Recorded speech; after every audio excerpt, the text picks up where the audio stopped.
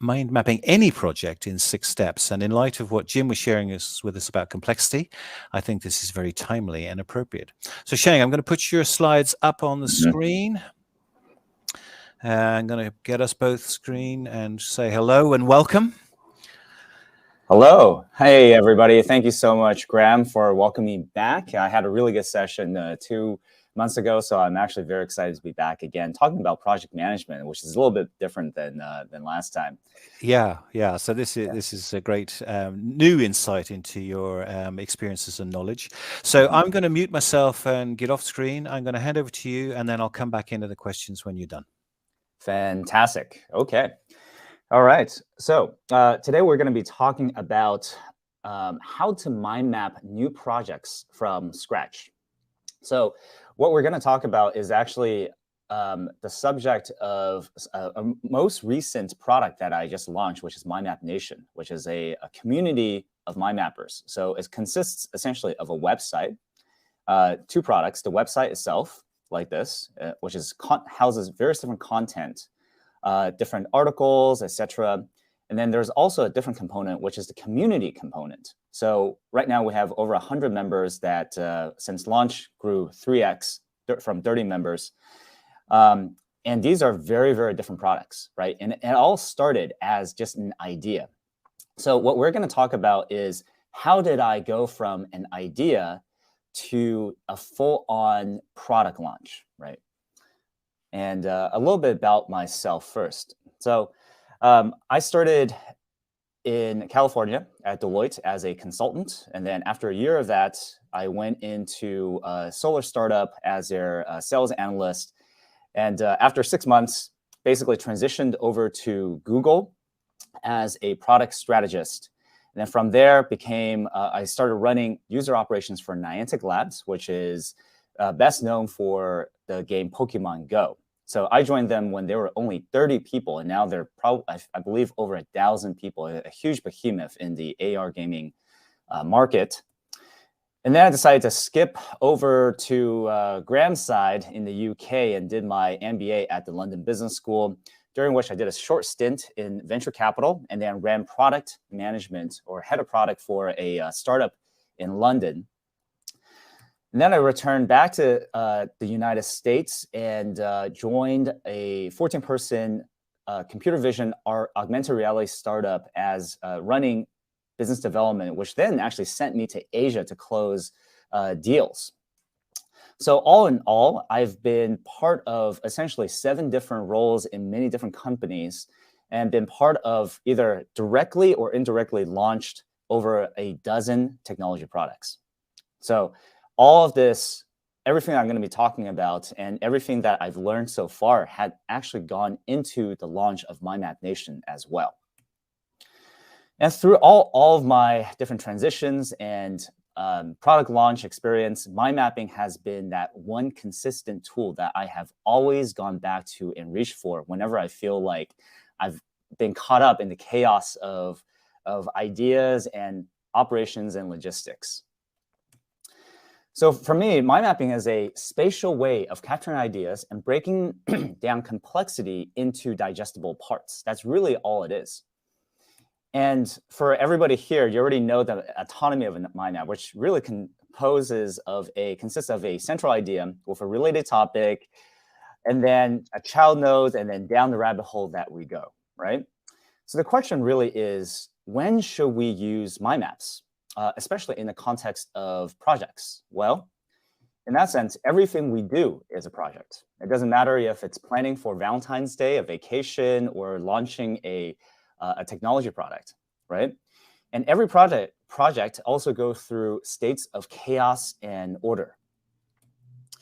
So roughly, the way I see it is that chaos to order over the project timeline is over time, right? So it starts as thoughts, ideas, hypothesis. It could be a shower thought, for example, right? And then over time, we actually put in the work to make it into products, outputs, and deliverables. And in the process, our work actually increases the value of what is it that we create. But in reality, projects usually go through a lot of different ups and downs, different cycles of chaos and order. So for example, in this really just rudimentary how to start a startup. Well, every company started as an idea in somebody's head. It doesn't matter if it's Amazon, Microsoft, Google. It could be a shower thought, right? And then the chaos, this is pure chaos because it's all possibilities. But then from all of these different possibilities, you determine a product hypothesis. And then the chaos starts going down. And then you start asking people, hey, is this something that you need, right? User interviews. And you get lots of feedback. Well, lots of feedback also increases a lot of noise. So the noise essentially goes up, the chaos goes up. And then you define a basic feature set. Then the chaos goes down. You encounter technical challenges, goes up. You build a minimum viable product and then goes down. People love it. Okay, cool. But then the next question is, man, how do I turn this into a company and how I run it, right? The chaos goes straight back up again. So this is a more of a real life type of scenario. In that sense, mind maps serve as the philosopher's stone. So in ancient alchemy, philosopher's stones are those mythical type of materials that turn worthless or less valuable materials like lead into gold. In the same way, I see mind maps as the productivity philosopher's stone, where you input the creative inputs like product hunches, business insights, epiphanies, and through mind maps, it translates into more orderly or productive outputs.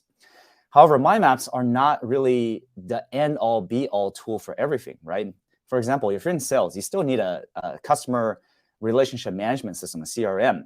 Or if you're in strategy, you need a strategy model, you need models, you need decks, presentations.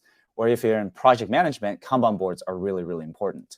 So mind maps don't replace these other, what I call tools in the order bucket, but they are essentially that bridge from chaos into order.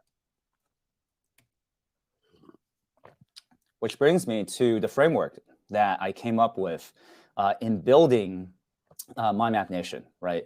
So essentially, what we talked about is chaos to order. Well, the SMOO framework, and it's a funny little name that essentially stands for stages, mind maps, ops trackers, and outputs, right? And it actually goes through 6 stages, 6 steps of idea, design, build, launch, operate, and grow.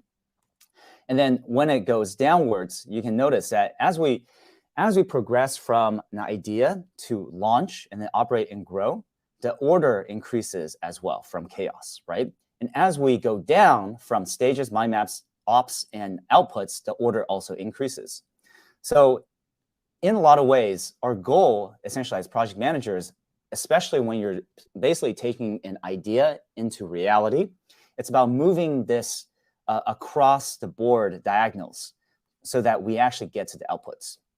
So in Mind Map Nation's case, the final outputs were actually product and promotion, right? Just because you built the product, you actually have to market it as well. So in my case, it was the website that I showed you, the community site. I also wrote two ebooks and also created a challenge program or a course, a mind mapping course, launched a new newsletter, which also had 7 product updates, similar to like a Kickstarter style, 3 promotional videos, and an application survey. Because when Mind Map Nation first launched, it was by application invite only, right? So in order to get to all these outputs, I needed to have a set of mind maps, 1, 2, 3, 4, 5, 6, 7 total, actually, as well as a Notion Kanban board and a Pomodoro tracker that I built from basically custom Pomodoro tracker that tracked my progress week over week, because I ran my projects over sprints, right? So anyways, I'll go through each of these. The first one is an idea. So every product started as a humble idea. And then in my case, it actually started as a mind map.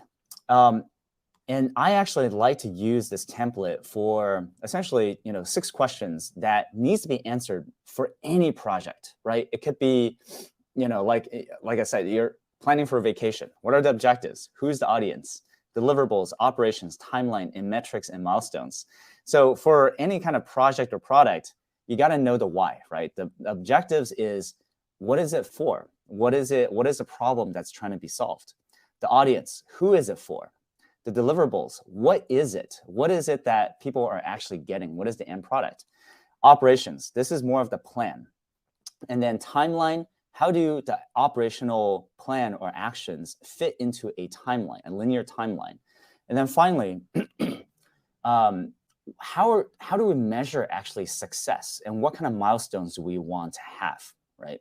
Because once you get into the operations and growth stage of the product, without the right metrics, then we don't really know if we're actually meeting the objectives that we set out to do in the first place. So in MindMapNation's case, it actually started as a simple mind map in my journal. And this is a version of that 6 question mind map that I just showed, right? I have the why, who, how, and when. And you'll notice that this is a mind mapping community. Like, I didn't even have the name MindMapNation yet. This was literally back in February of last year, where it was just like an epiphany that was in my head. I was like, wow, we should definitely do that. Well, why? Well, first of all, there is the practical learning components of connecting people together. But also, it's really, I wanted to create a community for connected thinkers. So there's a bit of a noise outside. I'm going to put on my headphones real quick.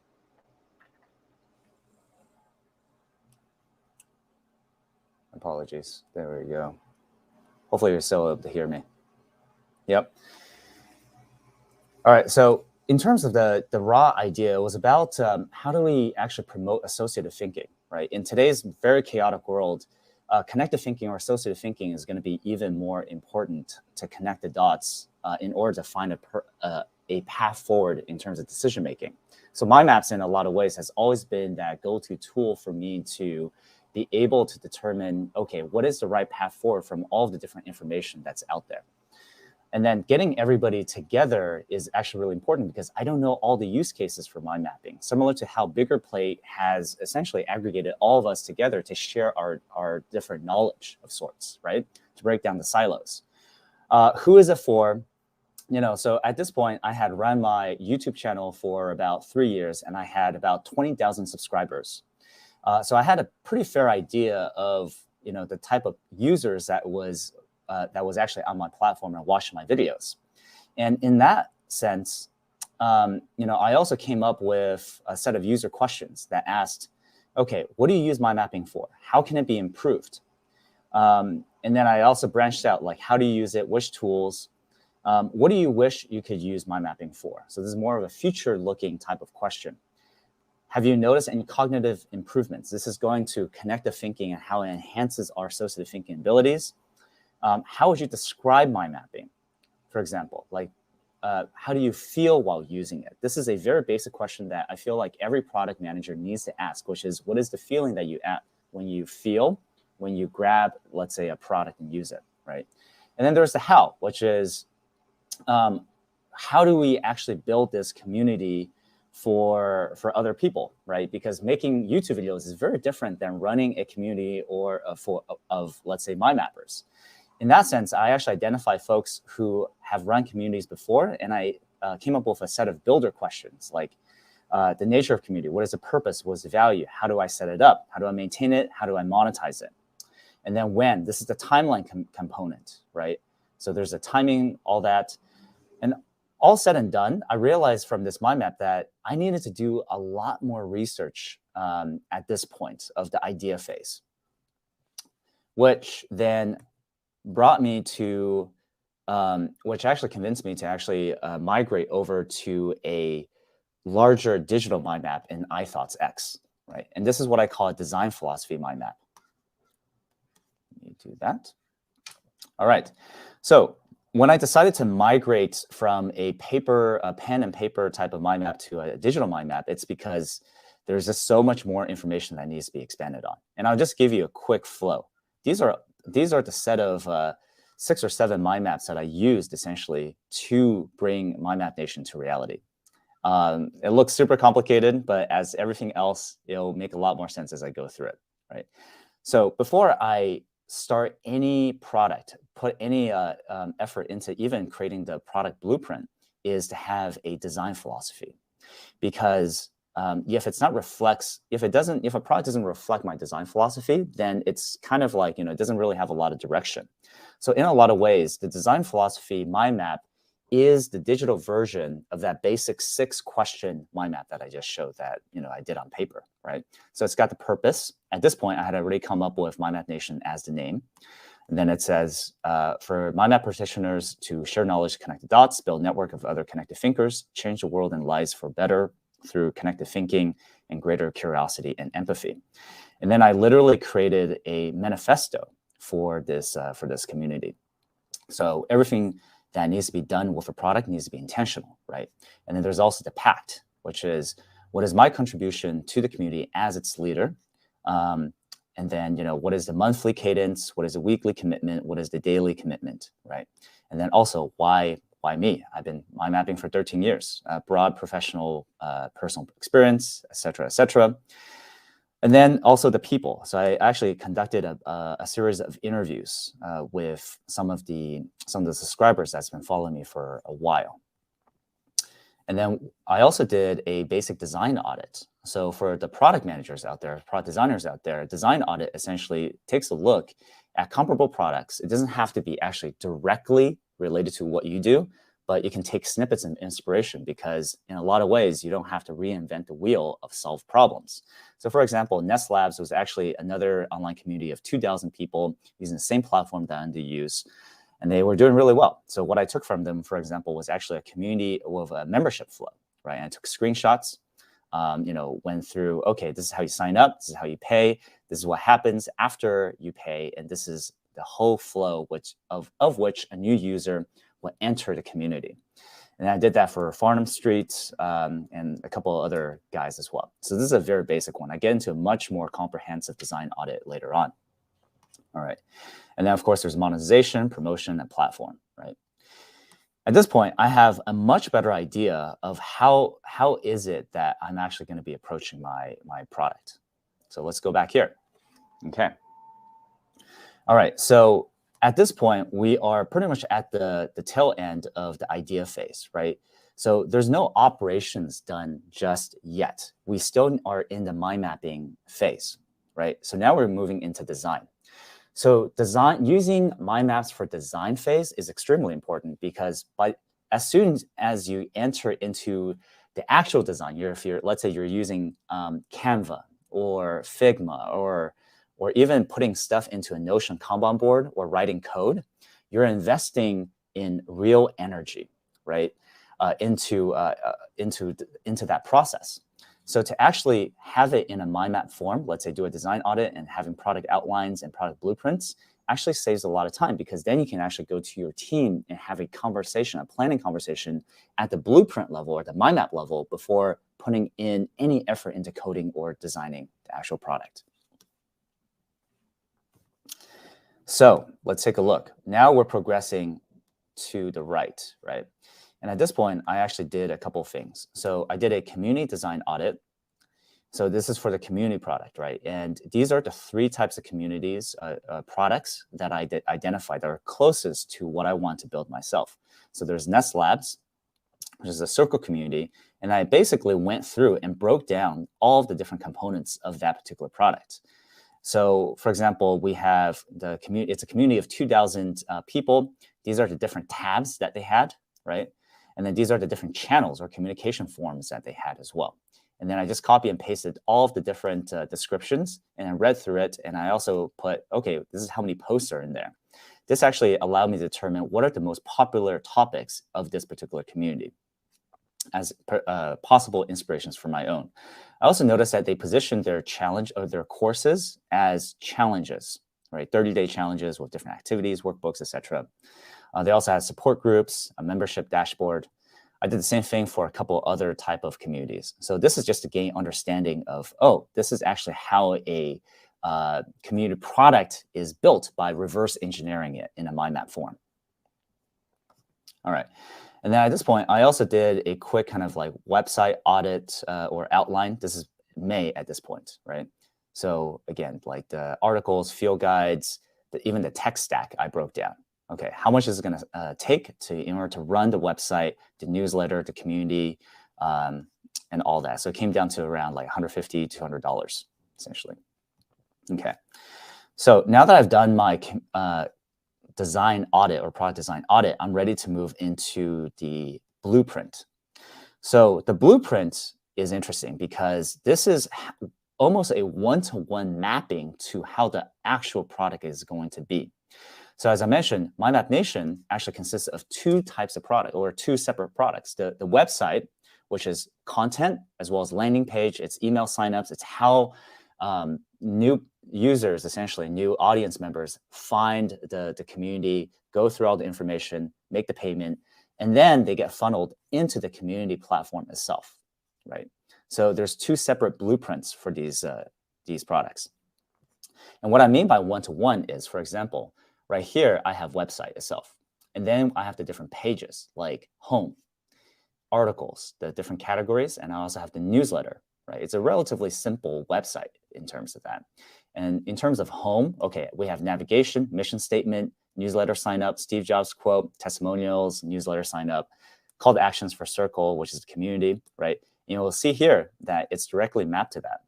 So if we go here, go to the homepage, you'll see that here's the mission statement, the email sign up, the Steve Jobs quote, right? The promotional video, the testimonials, email sign up, call to action, more testimonials and all that, right? The pricing for the community. So it's what I mean by one-to-one. Well, basically, I'm already thinking of how to actually put the website together before I even go into Squarespace or whatever platform it is to put in the content. All right, so the same thing essentially for the articles, right? So because the website is essentially a content site, these are the different categories. I even write the copy out. So for example, we have intentional productivity. If we go over here, this is the exact copy that you will have with some modifications, of course, right? So the idea is that if I were actually working with a team, so in my previous experience working in corporate around teams, I'm not going to be the sole decision maker, right? This is actually the level in which I'm communicating, let's say with my CEO or with the CTO around, oh, you know, like, is this the kind of copy that's going to reflect well on our brand, right? So before even putting any effort into designing this thing, we're already having approval discussions around the product blueprint itself. And then you'll notice that there's a ton of arrows going back and forth. This is actually essentially how the user flow works, right? So I have, for example, how do I do this? There's incentives, the Mind Mapping program. So I actually wrote 2 ebooks on the Mind Mapping program webpage. Basically, this is connected to Circle. This is for the community. Circle is a platform that MindMap Nation is built on. So essentially, this arrow denotes that, okay, once I make this, the mind mapping programs or the ebooks, that means it can serve as an incentive for people to join MindMap Nation, right? It's also a way to denote how users can get from one point to another. So for example, integration. So Circle community, this integration point actually connects directly to the MindMap Nation blueprint, meaning that if I look at this blueprint, that means I have to do some kind of integration point right here. And at this point, I also have like links here that actually teaches me how to do integrations. Let's see. Second. All right. And then you also notice that there's stuff in red. The red means that, yes, I planned this out, but at some point I decided, or as a team, to not include it in the launch, right? So for example, I had initially had 6 different or 5 or 6 different categories for the articles, for the content. But then I decided that's way too complicated, so I actually put this in red. I still saved it as a draft, but I never actually launched it. The same thing with the members dashboard. I thought that was actually just an additional, step, right? So sometimes entire pages or entire segments of the product is actually blocked off in red because we decided not to go through with it. So same thing with support circles for the community. All right, so the product blueprint is in many ways that that bridge or the philosopher's stone between actually the operations or building the product, right? Because the next stage is actually launch. So before launch, I put everything, I actually made another mind map for the logistics of the launch itself, as well as create a Notion Kanban board. Because mind mapping itself, I can't really build a product off of this blueprint because it's not a project tracker, right?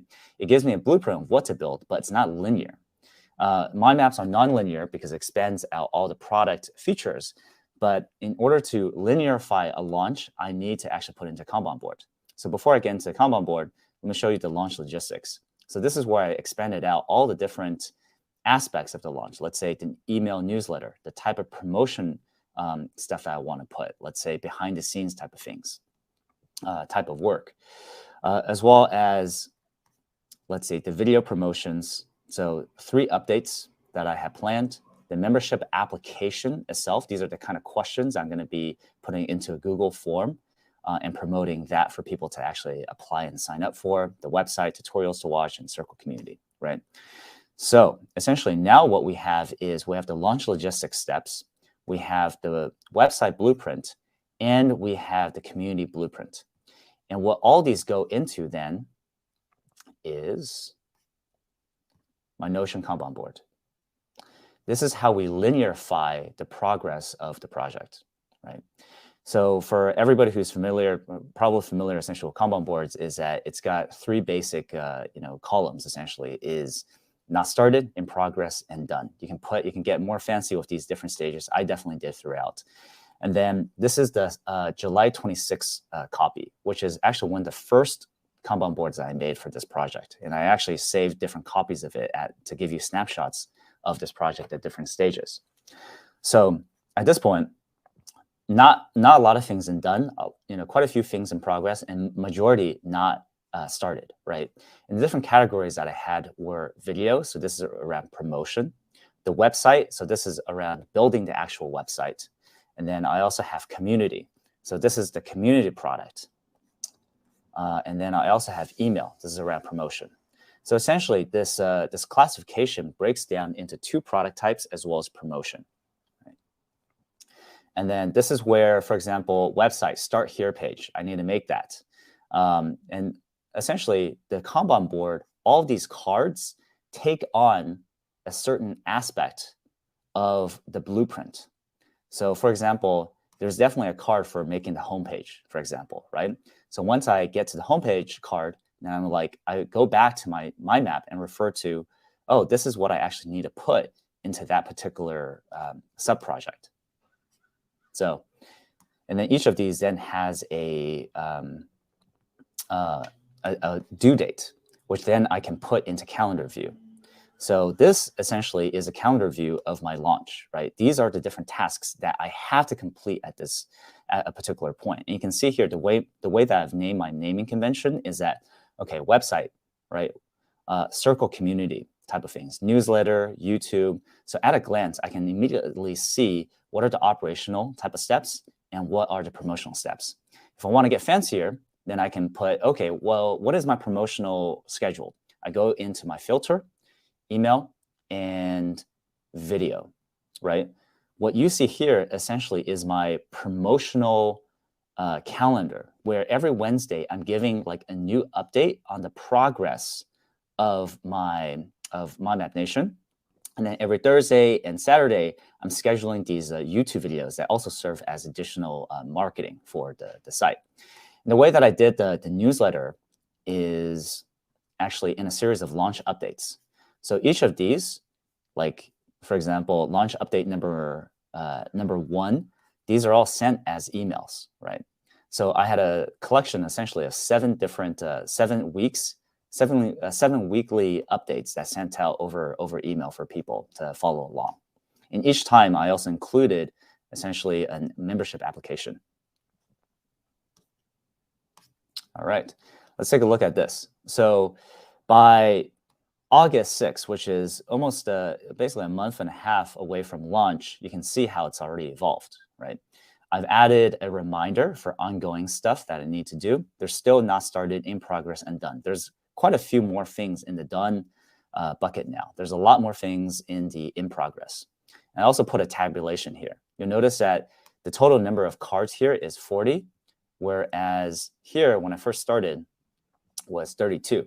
Because inevitably, as you go through the production of a project or launching of a product, you're gonna come up with additional tasks. So there's 8 new cards that's been added over here. And then let's skip over to 8/22. So this is essentially 2 weeks later. A lot more things in the done. Many things have been completed in the not started, right? And then finally, this is 1 week before the launch. I've completed 38 cards at this point, right? So this is like everything that I've done in the last month.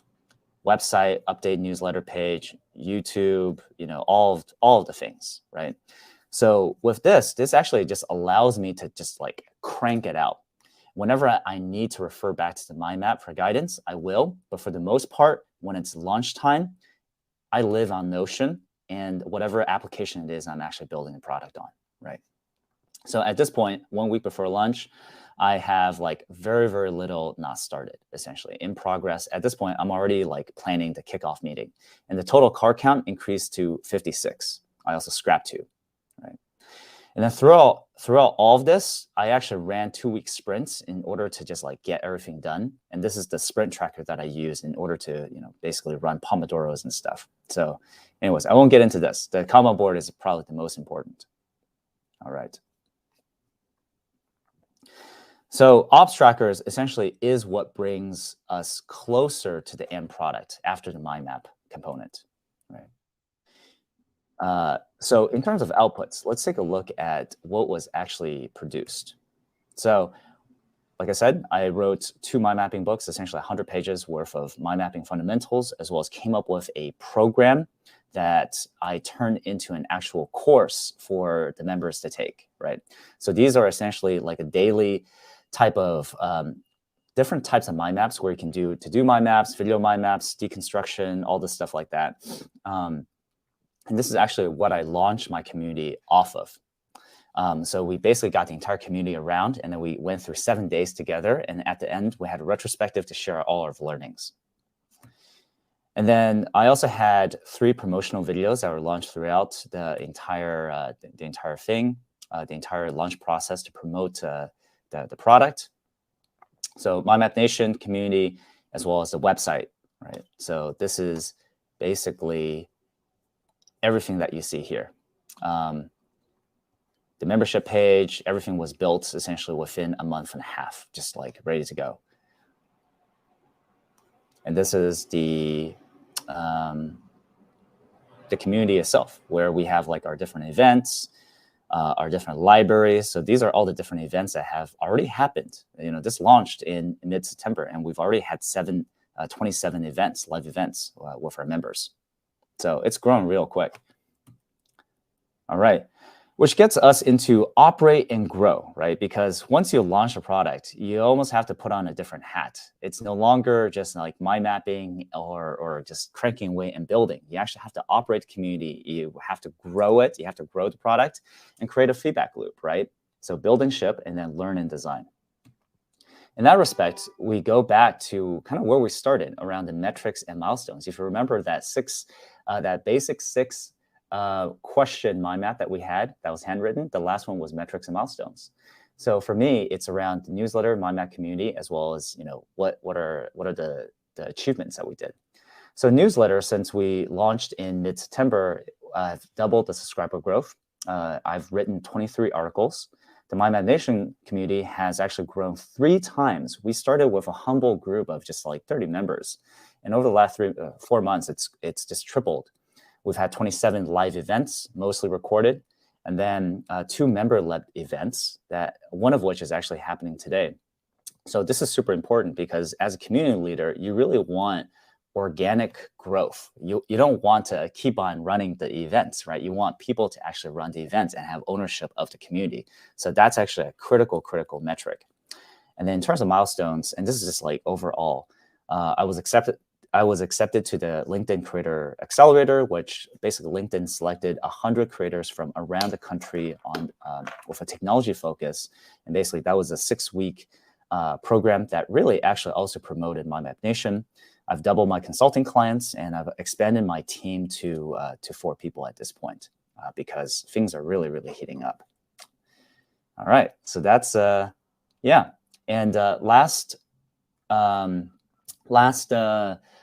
fall, we actually had created a new mind mapping course, launched a new mind mapping course that is now available for all our members as well. So maybe I'll just play this really quick.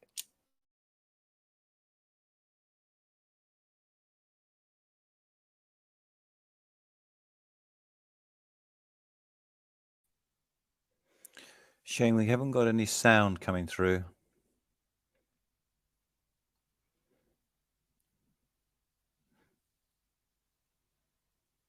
Can you hear me, Shane?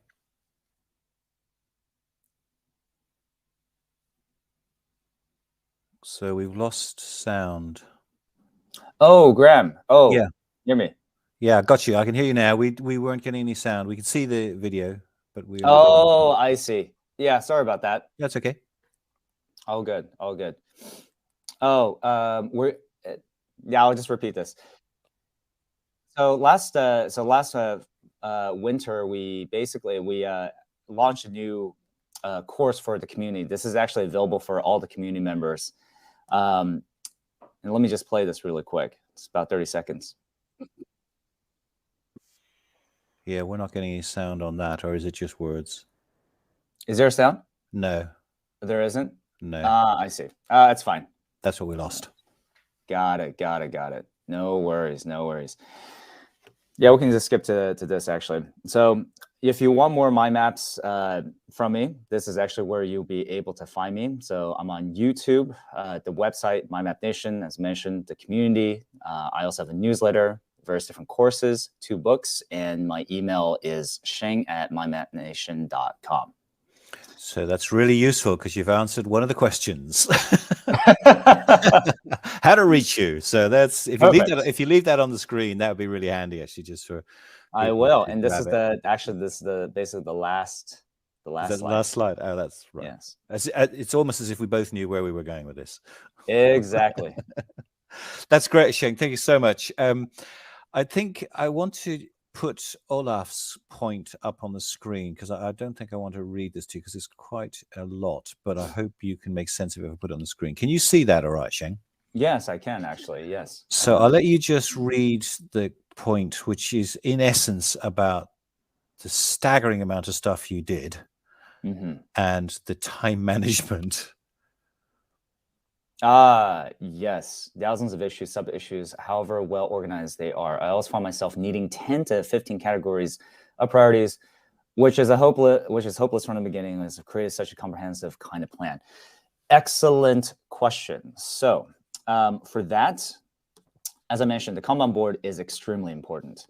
So Notion is my go-to tool for, so your question is around time management. I'll get to that in a second, right? So let's say you were able to break out all of, an immensely complex project into carts, right? So in that sense, you're able to, let's say, what I like to do from a time management standpoint is that I run my life in 2-week sprints. So for all the Agile folks out there, this is literally a direct application of Agile, right? So the way that I do it is I have 4 focus areas, 3 to 4 focus areas for 2 weeks. It could be MyMap Nation, it could be the website, it could be even like athletics or hobbies and stuff like that. And what I do is after I've broken out those 4 focus areas, I actually create SMART goals out of them. So for SMART goals stands for specific, measurable, actionable, realistic, and time-framed, right? The final one, time-framed, is already time-framed because I'm using 2 weeks. Yeah. So in that sense, what I do is I put it into my Sprint Pomodoro tracker. So I live on these humble 25-minute blocks of time where basically what I've done is for every day, I actually have 4 focus areas. So for example, this is actually one of my launch sprint trackers. So Right. 8/22, 9/4, right before launch, we have My Map Nation, MMN. I have Create, because I'm still a creator at the end of the day. I have Meetings, and then I have Well-being, which is really for myself.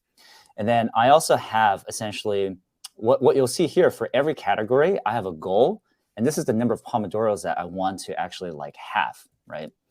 For that specific type of category. So for example, My Map Nation, I have set up community domain, paywall, events launch, planning, whatever. You'll see in parentheses, this is representative of my estimate of the number of Pomodoros that I need to use. So the way I see Pomodoros is time resources. Time is our most valuable resource, right? In that sense, I actually go, okay, I put an estimate. For all the project managers out there, it's extremely important to put estimates, right? Because even if you go over, you can actually go back and go, hey, how come I went over? How can I refine my estimates going forward in the future? So it's actually, you create a feedback loop for yourself. So in this sense, adding all these up, there is 7, right? 7 Pomodoros, I exceeded it. That's not too bad, it's okay. And then at the end of the day, I actually tabulate all of my Pomodoros, let's say total done, right? Certain days are just really productive. Anything over 20 Pomodoros is actually great, in my opinion. I also have essentially this productivity metric right here. This is more subjective. I also have a daily retrospective that actually helps me define, oh, this is actually what happened. These are actually the highlights that happened during the day, right?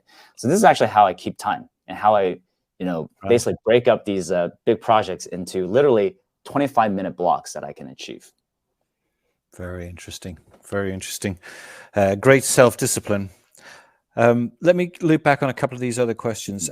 Is your, let me just try and get these in the right order, actually, because I think, yeah. So the first question is, which software, mind mapping software, are you using and why? Mm-hmm. And then there's a related question, which is, I notice you have multiple maps on one canvas. Do you find that better than separate maps? Ah, I see. So first of all, the software. Yes. Yeah. The software question is, I use iThoughtsX for, actually, I use different ones. The software that I actually go to most of the time is actually Notability, because I started as a handwritten mind map practitioner, and it's still my go-to for all my consulting projects. Any new project that comes along, Notability is great because it gives me almost kind of that fusion of digital and handwritten. There's something about the handwriting thing that is a direct connection to my brain that's very difficult to replace using a purely digital or dedicated mind mapping app. Interesting. However, for big products, launches and projects, I definitely need to go to a digital one like this, right? Because that's the only way that I'm able to, let's say, write copy around it. Because for any of these like digital, for the product blueprints, for example, it's impossible to do that in Notability. It's not enough space, not enough. It takes too much time, essentially. The other thing is, if I'm working in a team, I can't expect everybody else to read my chicken scratch writing. Therefore, I need to actually have a way to share this with other people. So the software is really, really good. The reason why I use iThoughtsX is because, well, it's a one-time payment, and I'm kind of cheap in that respect. Right? Love it. These days is a subscription. What it does lack, however, is the sharing capabilities, which is, for most part, for me, is okay at the moment. Right. So do you, as just if I can interrupt you on that point, have you an alternative that gives you the sharing capabilities as and when you might choose to use them? Have you come across one that you favor? I know that some of our members use, gosh, I've actually used MindMeister before. That was actually okay. The only problem is that MindMeister is a browser-based application, right? Yeah. So when you have something this complex or big, it kind of breaks down. That's my only problem. Yeah, I mean, that is a very good point, and it comes back to the original question about, it's very interesting to see you have multiple maps on one canvas, which, as you quite rightly say, on a cloud-based system would probably just not work. But it's also interesting in the sense that you were able to move around and join up many dots, even as you were describing what was going on, because you had the single canvas. Yes, and that's Yeah. actually pretty essential, honestly. And Yeah. I didn't really need to do, if I needed to segment this up, I would actually still have the MyMap Nation community blueprint on the same canvas as the Right. website blueprint, because Right. there's a lot of tight integrations between these two products. Yes. But then if I needed to break up the stages, right? So for example, Yeah. these are all idea stages, the product philosophy one, and then the design audit, these could be their own thing. And then Yes. finally, when I get to launch, this could be its own thing as well. Man, I didn't Yeah. even show this. All right. Yeah. Yeah. This is like one of the applications that I use, and two of the questions actually help me understand what the user's needs are, and I mapped it to the MyMap Nation's features just to make sure that I could actually fulfill all of the needs of from the surveys. Yeah. Wow. You've actually kind of touched into another area, which I'll just ask the question now. Um, Somebody's saying, I've been taking screenshots of some of your diagrams to help me just have a look at them again. Can I share these with my team, or am I Mhm. at risk of No, any intellectual property concerns? not at all. Actually, I've actually made a 50-minute YouTube video going through this entire process. So I'm happy to share Okay, that video with you. In fact, great. yeah. Okay, so that's thank you for the person who asked that courtesy. Um, just an observation, really. I really like your how do I feel when creating a mind map, which I Yeah. think is something that's often overlooked by people and is very Mhm. important. So Yes. that was an echo of that point. Um, Creating when you were creating your mind maps, were you working with colleagues or others using the map? Oh, absolutely, for sure. So not in this particular project because I'm the kind of the sole owner of this Yeah. one, right? Being a solopreneur. However, let me see if I can show you if it allows me to do that. Product dev portal. Okay, so this is actually one of the development portals, or basically how I was part of a startup essentially, right? And this is Right. actually one of the products that we built. And because I was a product manager and the product designer for that, on top of being a business developer, it was essentially, this is the product. It's a development portal to download an SDK. And then you can see here, there's like a quick start guide. There's like login. These are all design audits and stuff like that. So this is actually what I shared with our CTO and CEO, as well as our integration, our backend and front end developers. So you can see here, there's backend integration, right? Literally, I sat in a conference room with all of them together and walked them through this to get their So feedback. you would put that on the screen, would you, Shane? Absolutely. Yeah. Yes. Yeah. Yes. And where you can see backend integration, well, this is actually a direct note that I took from based on the feedback from our backend engineer, for example. Right. Right. Yeah. Yeah. So the collaborative quality of it is very important and useful. Yes. I'm just scanning down my questions so that I don't repeat anything. Is your Kanban integrated with your mind maps in any way, or does it need to be?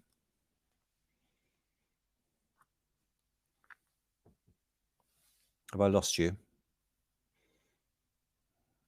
I think we've got a frozen connection. I don't know whether you can hear me, Shang, but your image has frozen, which is a shame because that was a really interesting question. I don't know whether we are going to end up having to disconnect at this point. I'm not aware of any connection issues this end. Okay, Oh, I think I just heard sorry. you, Shing. Oh, there we go. Yeah, we're back. Ah, great. Thank you. So I don't know whether you actually heard that question or whether I'd lost you because I was reading the question, not looking at the screen, and then I realized you'd frozen. So did you hear what I asked about Kanban integration with mind maps? Did you hear that question? No, I didn't. Sorry Okay. about that. So the question was, is your Kanban boards, are your Kanban boards integrated with your mind maps in any way, or do they need to be? I see. No, they are not actually. So I would love to learn actually. That's something that would be really, really cool. I haven't integrated that actually. They're separate. Right. Okay. That's simple enough. The scale of workloads you handled is most impressive. Would you say the mind map element was instrumental in enabling that, or would you have been able to manage it through other tools? So this is actually a really good question because I think in earlier I mentioned how it's a bit of a philosopher's stone, Yes. right? Yeah. This is actually extremely important to conceptually, because this almost guides me to know when to use mind maps and when to put it away. Yes. Because for a mind map practitioner, especially someone who's been doing it for 13 years, we tend to look at, to a hammer, everything is a nail. Yes. Right. But that's definitely not the case. Once we get over to kind of the productive output, or what I call the realm of order, we need to actually have orderly type of tools to get us there. And this is where Kanban boards are really helpful. Notion is really helpful. Mind maps by nature is nonlinear. They're really good at expanding out the entire product as a system, because it's basically visual systems thinking. Yes. But we live, unfortunately, also in a linear world. Time goes linearly. Projects timeline goes linearly. So in that respect, you kind of need something that kind of drags things across the board. So I think Kanban boards are great for that. It does enable me because it expands out all the complexity. The whole point is, so how do I turn my mind map into the Kanban board? That's the key question. Yeah. Interestingly, Catherine was just putting into the chat while we were talking, had you ever used Mind Manager? And then she followed up by saying, I know Mind Manager has a Kanban board integration. That's awesome. Yeah. But I think you, like me, you're a Mac user, aren't you? Which is probably why you're an iThoughts person. iThoughts, also because my team operates on Notion. So Notion is more than just Kanban board is like a tiny little subsection of it. Yes. Well, yeah. Yeah. Okay. I think we've covered everything, and I think we've done really well because we've got about 6 minutes to spare. So, first of all, thank you so much, Sheng. Again, every time you've presented now, both times, I've just found myself getting distracted from watching the questions and making notes for myself. So I've been sort of getting learning, which has been very, very useful, I have to say.